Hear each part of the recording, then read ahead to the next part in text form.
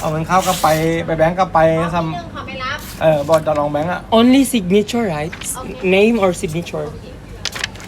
เอ่อพี่หนึ่งเขาไปรับสายหนู แต่หมายถึงว่าพี่เบนจะให้หนูโทรบอกให้ บอกลองอะว่าครับผมไป แล้วเราอยู่แถวนี้ป่ะ อยู่ทะเลครับ อยู่แถวนี้พี่เบอร์ไม่บอกเลยหนูโทรหาเขาไปรับสายหนูหนู โอ้กูยังไม่เลิกอีกเลยอาจารย์บอล เรื่อง ยังไม่เลิกรับเลย เขาเห็นนะเขาไม่รับเขาดูอยู่ไง โอเคเดี๋ยวจัดให้แล้วมีอะไรเช็คมีเช็คเข้าอีกเปล่า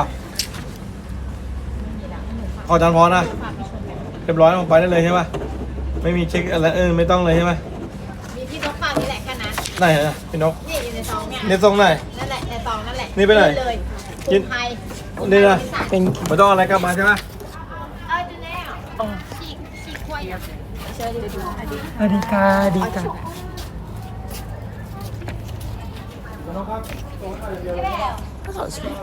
Dai, it's salary day! It's salary day! Ito na lang talaga nagpapasaya sa buhay ko. My God. Hay, natapos na naman ang 1 month na labanan. Sumakses na naman tayo. Thanks God. Nakasahod na ba ang lahat?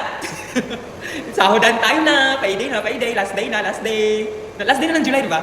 Lagi yun nga. Payday na, salary day na. Tapusan na! Tapusan na dahil. Diyos ko! Utang na naman. Parang nang itong kidlat ba naman? Pag nakubra ko na to, parang mawawala na ba? Parang abo ba? Parang train ba? Parang ganyan. Ubos. Parang 1 day lang siya. For 1 day lang.